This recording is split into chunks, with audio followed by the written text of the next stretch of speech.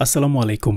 প্রিয় সুধী, হযরত আলী রাদিয়াল্লাহু তাআলা আনহু ছিলেন আবু তালিবের কনিষ্ঠ পুত্র, অর্থাৎ তিনি রাসূলুল্লাহ সাল্লাল্লাহু আলাইহি সাল্লামের চাচাতো ভাই ছিলেন।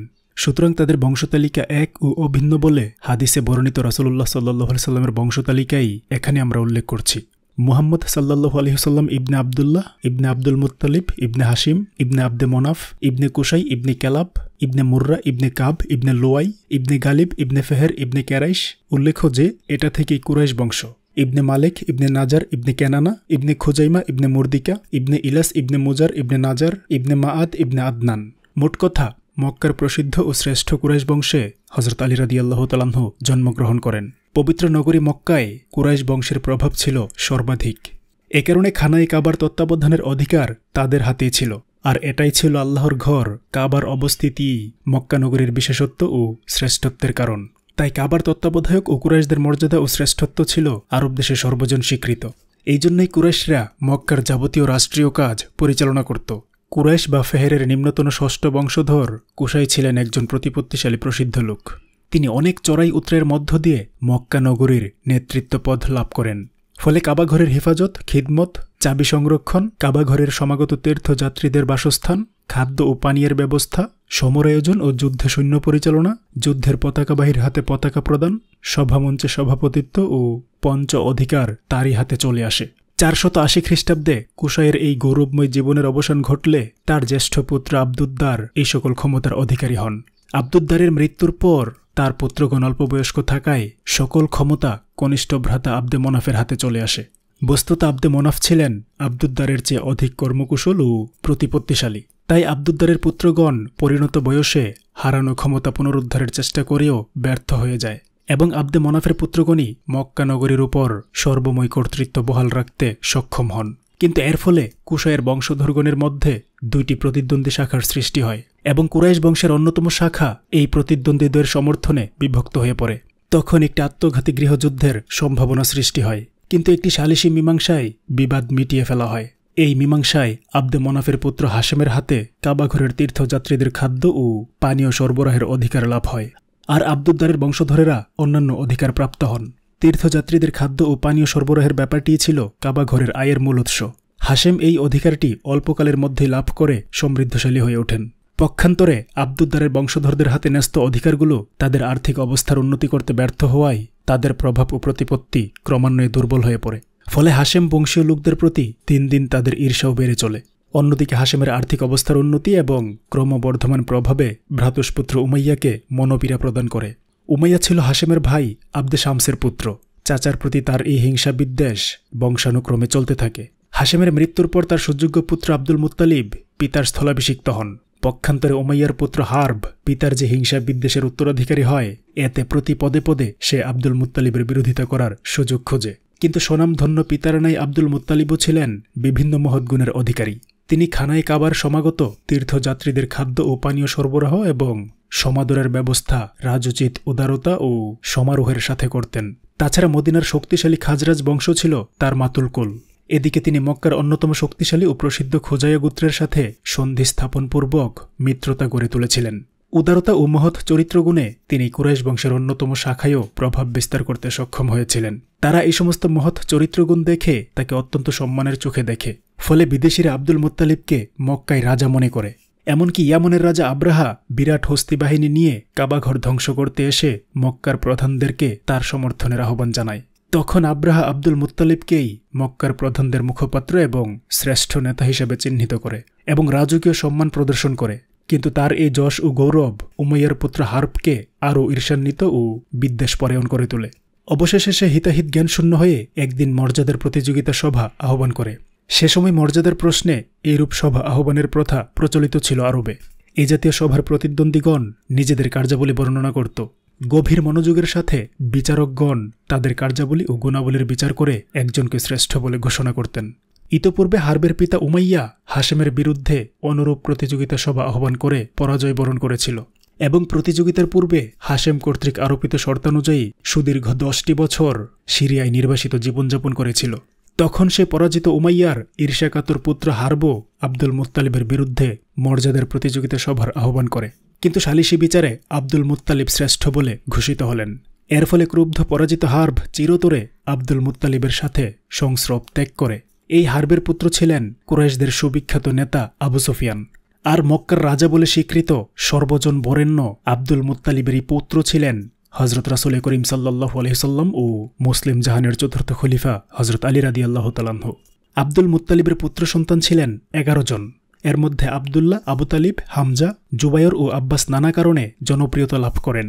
হজরত রাসূলুল্লাহ সাল্লাল্লাহু আলাইহি ওয়াসাল্লামের পিতা মহানবী সাল্লাল্লাহু আলাইহি ওয়াসাল্লামের জন্মের পূর্বেই ইন্তিকাল করেন।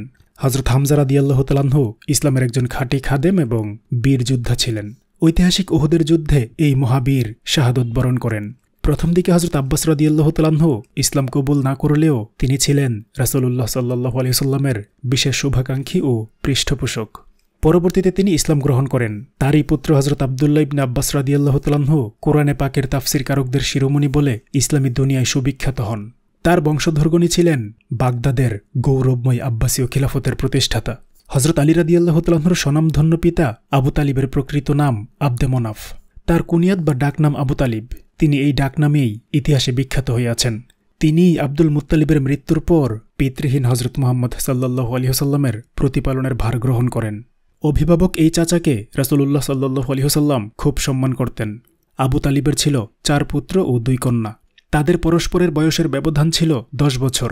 জ্যেষ্ঠ পুত্র তালিব চাপের মুখে কুরাইশদের পক্ষ হয়ে মুসলমানদের বিরুদ্ধে যুদ্ধ করতে এসেও যুদ্ধের পূর্বেই বদরের যুদ্ধক্ষেত্র ত্যাগ করেন এবং কিছুদিনের মধ্যেই কাফের অবস্থাতেই তার মৃত্যু হয়।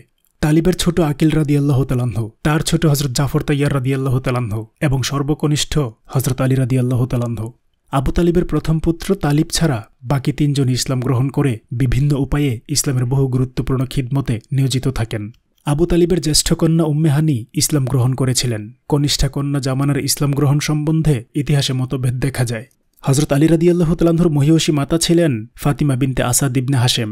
সুতরাং হজরত আলী রাদিয়াল্লাহু তাআলা আনহু পিতামাতা উভয় দিক থেকে ছিলেন খাঁটি হাশেম বংশীয়।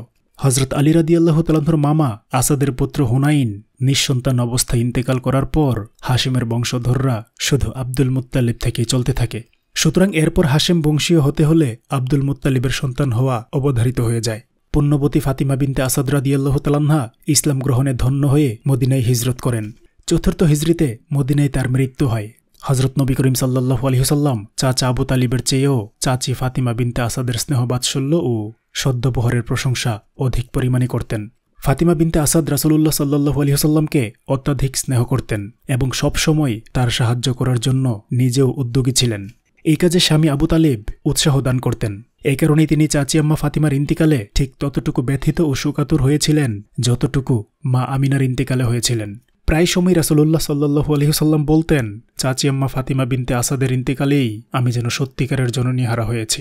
প্রকৃত জননী যেন আমাকে বিচ্ছেদের দাগ দিয়ে গিয়েছে। রাসূল আকরাম সাল্লাল্লাহু আলাইহি ওয়াসাল্লাম স্বয়ং তার জানাজার নামাজ পড়ান। মুসলিম জাহানের চতুর্থ খলিফা হজরত আলী রাদিয়াল্লাহু তাআলা আনহুর জীবন চরিত্রে এক অনন্য বৈশিষ্ট্যের স্থান অধিকার করে রয়েছে। আর এই কারণগুলো খোলাফে রাশিদিনের অন্য কারো মধ্যে পাওয়া যায় না। প্রথম কারণটি হল তিনি ও রাসূলুল্লাহ সাল্লাল্লাহু আলাইহি ওয়াসাল্লাম বনু হাশেম গোত্রের। দ্বিতীয় কারণটি হল অতি শৈশবেই তিনি রাসূলুল্লাহ সাল্লাল্লাহু আলাইহি ওয়াসাল্লামের পরিবারভুক্ত হন। তৃতীয় কারণটি হল বাল্যকাল থেকেই তিনি নিজের জীবনকে রাসূলুল্লাহ সাল্লাল্লাহু আলাইহি ওয়াসাল্লামের সুমহান শিক্ষা ও জীবন আদর্শে গড়ে তোলার সুযোগ লাভ করেন। তিনি বাল্যকাল থেকে রাসূলুল্লাহ সাল্লাল্লাহু আলাইহি ওয়াসাল্লামের কর্মময় ও আদর্শ জীবনের শেষ মুহূর্ত পর্যন্ত তার সাথে ছায়ার মতো অবস্থান করে তার প্রত্যেক কথা কাজের অনুসরণ করেন। এসব কারণে বিপদে ধৈর্য ধারণ, শত্রুর প্রতি উদারতা, ন্যায়ের জন্য সর্বস্ব বিসর্জন দেওয়া, অক্লান্ত সংগ্রাম চালিয়ে যাওয়া এবং সর্বাবস্থায় নিষ্ঠার সাথে সত্যকে আঁকড়িয়ে থাকা ইত্যাদি যেসব গুণাবলী নবী করিম সাল্লাল্লাহু আলাইহি ওয়াসাল্লামের পবিত্র ও মহান জীবনের চারিত্রিক বৈশিষ্ট্য ছিল, সেসব গুণাবলী আমরা হযরত আলী রাদিয়াল্লাহু তাআলা আনহুর মধ্যে পরিপূর্ণভাবে বিকশিত দেখতে পাই। তার সমগ্র জীবনে, বিশেষ করে খিলাফতকালে, এই চারিত্রিক বৈশিষ্ট্যটি তার ব্যক্তিগত সম্পদ রূপে ফুটে ওঠে। চতুর্থ কারণটি হল তিনি রাসূল আকরাম সাল্লাল্লাহু আলাইহি ওয়াসাল্লামের ন্যায় দারিদ্র্যপ্রিয়তাকে স্বাভাবিকভাবে পছন্দ করে নিয়েছিলেন। এ বিষয়ে সাহাবায়ে কিরামের মধ্যে তার তুলনা ব্যতিক্রম। এর একটি উল্লেখযোগ্য প্রমাণ এটাই যে বিশাল মুসলিম রাজ্যের খলিফা হওয়ার পরেও শাহাদাতকালে তার নিজস্ব তহবিলে নগদ সম্পদ বলতে যা পাওয়া গিয়েছে তা ছিল মাত্র 600 দিরহাম। তিনি ছিলেন দৈহিক ক্ষমতা, বীরত্ব এবং সাহসিকতায় তুলনাবিহীন। এই সাহসিকতা ও বীরত্ব নিজের কোনো ব্যক্তিগত কাজে কখনো তিনি ব্যবহার করেননি। তিনি আল্লাহ প্রদত্ত এই অতুল শক্তি ব্যয় করেছেন আল্লাহ তাআলার দ্বীনকে সমুন্নত ও সুপ্রতিষ্ঠিত করা এবং তার সন্তুষ্টি অর্জন করার মানসে। দৃষ্টান্তস্বরূপ তার জীবনের একটি ঘটনা এখানে উল্লেখ করা যায়। এটা থেকে শ্রোতাগণ এই দাবির সত্যতা উপলব্ধি করতে পারবেন। কোনো এক যুদ্ধে তিনি এক কাফেরকে পরাজিত করে তরবারি হাতে তার বুকে চেপে বসেন। কাফের যোদ্ধাটি কোনো উপায় না দেখে তার মুখে থুতু নিক্ষেপ করে। সঙ্গে সঙ্গে তিনি তাকে ছেড়ে দাঁড়িয়ে যান। এই অভাবনীয় ব্যবহারে সৈনিকটি অবাক বিস্ময়ে তার দিকে তাকিয়ে থাকে। এরপর জিজ্ঞেস করে, আমাকে এমন সুযোগে পেয়েও হত্যা করেন নাই কেন? আমি তো আপনাকে এমন অবস্থায় পেলে হত্যা না করে ছাড়তাম না। হযরত আলী রাদিয়াল্লাহু তাআলা আনহু উত্তরে বললেন, তুমি আমার প্রতি থুতু নিক্ষেপ করার সাথে সাথে তোমার প্রতি আমার মনে যে ক্রোধ দেখা দিয়েছিল, তখন তোমাকে হত্যা করা হলে তাতে নিজের সেই ক্রোধকেই চরিতার্থ করা হতো, আর তা আল্লাহর সন্তুষ্টির উদ্দেশ্য হতো না। অথচ আমাদের এই প্রাণ নিয়ে খেলা এমন মরণপণ জিহাদের একমাত্র উদ্দেশ্য আল্লাহর সন্তুষ্টি এবং তার দিনকে বিজয়ী করা। আমি এ কারণেই তোমাকে ছেড়ে দিয়েছি। হযরত আলী রাদিয়াল্লাহু তাআলা আনহুর কথা শুনে কাফের যোদ্ধাটি সঙ্গে সঙ্গে কালিমা পাঠ করে মুসলমান হয়ে যায়। এইভাবে প্রতিটি যুদ্ধে একমাত্র আল্লাহর দ্বীনকে বিজয়ী করার জন্য এবং আল্লাহর সন্তুষ্টি অর্জন করার উদ্দেশ্যে নিজের জীবনকে তুচ্ছ করে মহাবিক্রমে কাফের ধ্বংসে আত্মনিয়োগ করার কারণে তিনি রাসূল সাল্লাল্লাহু আলাইহি ওয়াসাল্লাম কর্তৃক খেতাব লাভ করেছিলেন আসাদুল্লাহিল গালিব, অর্থাৎ আল্লাহর বিজয়ী শার্দুল। তার চরিত্রের প্রধান বৈশিষ্ট্য ছিল সত্যানুবর্তিতা ও ন্যায়নিষ্ঠা। রাসূল আকরাম সাল্লাল্লাহু আলাইহি ওয়াসাল্লাম যেই পূর্ণাঙ্গ কল্যাণকর রাষ্ট্র ব্যবস্থা প্রতিষ্ঠা করে গিয়েছিলেন, তার যোগ্যতম প্রতিনিধি প্রথম 2 খলিফার আমলে তা 16 কলায় পরিপূর্ণ হয়েছিল। কিন্তু দ্বিতীয় খলিফা হযরত ওমর রাদিয়াল্লাহু তাআলা আনহুর শাহাদাতে তাতে গোলযোগ দেখা দেয়। মহানবীর মহান চরিত্রাদর্শ ও মহান শিক্ষায় আরব জাতির চরিত্রে যে সৌন্দর্য ও মাধুর্য ফুটে উঠেছিল, তাতে কিছু মালিন্য দৃষ্টি হতে আরম্ভ করে। ফলে রাসূল সাল্লাল্লাহু আলাইহি ওয়াসাল্লাম প্রতিষ্ঠিত পবিত্র ও নিখুঁত রাষ্ট্র ব্যবস্থায় পার্থিব লোভ লালসার বিষাক্ত বীজের অনুপ্রবেশ ঘটে। ইসলামের মূল উদ্দেশ্য বিরোধী ও সর্বনাশা শক্তির প্রতিরোধ এবং ইসলামের প্রকৃত আদর্শ অক্ষুণ্ণ রাখার সংগ্রামে লিপ্ত হন হযরত আলী রাদিয়াল্লাহু তাআলা আনহু। বস্তুত তিনি ছাড়া তৎকালীন মুসলিম জাহানে এই সংগ্রামে আত্মবিসর্জন দেওয়ার যোগ্যতা আর কারো মধ্যে পাওয়া যায় না। এই জন্য খিলাফতের দায়িত্বভার গ্রহণ করার পরেই তাকে এই নিরবিচ্ছিন্ন মরণপণ সংগ্রামে অবতীর্ণ হতে হয় এবং নিজের জীবন দিয়েই ইসলামের সেই শাশ্বত আদর্শকে অক্ষুণ্ণ রেখে যান। যখন ইসলামের কালজয়ী আদর্শ থেকে বিচ্যুত হয়ে মুসলিম সমাজ গোমরাহিতে নিমজ্জিত হতে চলেছিল, ঠিক সেই মুহূর্তেই তিনি অসীম ধৈর্য, অনুপম উদারতা এবং অপূর্ব সত্যনিষ্ঠার সাথে সেই গোমরাহির বিরুদ্ধে রুখে দাঁড়ান।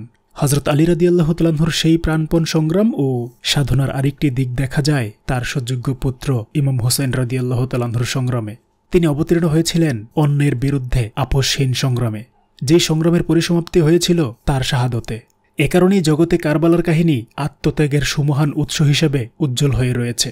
খিলাফতের ক্ষেত্রে তিনি কতটুকু সফলকাম হয়েছেন সেই বিশ্লেষণে না গিয়ে এই বিষয়টির প্রতি লক্ষ্য রাখা প্রয়োজন যে তিনি জীবনের শেষ মুহূর্ত পর্যন্ত পার্থিব পঙ্কিলতার বিরুদ্ধে অটল পর্বতের ন্যায় সংগ্রাম করে চরিত্রের এই প্রধান বৈশিষ্ট্য কতটুকু অক্ষুণ্ণ রাখতে সমর্থ হয়েছিলেন এবং যে কর্তব্যটুকু পালনের জন্য আল্লাহ তাআলা তাকে মনোনীত করেছিলেন তা কতটুকু পালন করেছিলেন। এ বিষয়ে পর্যালোচনা করা হলে প্রতীয়মান হয় যে তিনি সেই কর্তব্য পরিপূর্ণরূপে পালন করে গিয়েছেন। তিনি ছিলেন নবী চরিত্রের মূল প্রতীক। তারপরে আর অনুরূপ চরিত্রের লোক পাওয়া যায় না। তার অক্লান্ত সাধনা ও প্রাণ বিসর্জন বিফলে যায়নি। তিনি মহানবীর সেই আদর্শকে সজীব ও সমুন্নত করার জন্য শাহাদত বরণ করেছেন। তার জীবন বিসর্জনের মধ্য দিয়ে সেই মহান আদর্শের রূপরেখা মুসলিম জাতির সামনে চিরস্মরণীয় হয়ে আছে। তাই তিনি খিলাফত ক্ষেত্রে পরিপূর্ণ সফল না হয়েও নবী চরিত্রের আদর্শ স্থাপনে সফলকাম হয়ে মুসলিম জাতির ইতিহাসে অমর হয়ে রয়েছেন। সম্মানিত সুধী, আমি ইসলামের ইতিহাস আর ঐতিহ্যগুলো জানতে এবং আপনাদেরকে জানাতে চেষ্টা করি এবং আরও চেষ্টা করি সর্বদা সত্য ইতিহাসগুলো আপনাদের সামনে তুলে ধরতে। তারপরেও আমার মধ্যে ভুল ত্রুটি থাকতেই পারে। বড় ধরনের কোনো ভুল যদি আপনার দৃষ্টিগোচর হয়, অনুগ্রহ করে কমেন্টের মাধ্যমে শুধরে দিলে কৃতজ্ঞ থাকব। আর ছোটখাটো ভুলগুলোকে ক্ষমার সুন্দর দৃষ্টিতে দেখলে অনুপ্রাণিত হব। সর্বোপরি আলোচনাটা যদি ভালো লাগে একটি লাইক দিতে পারেন, প্রচারের স্বার্থে আলোচনাটি শেয়ার করতে পারেন এবং নিয়মিত এই ধরনের আলোচনা পেতে অনুগ্রহ করে চ্যানেলটি সাবস্ক্রাইব করতে পারেন। আসসালামু আলাইকুম ওয়া রাহমাতুল্লাহি ওয়া বারাকাতুহু।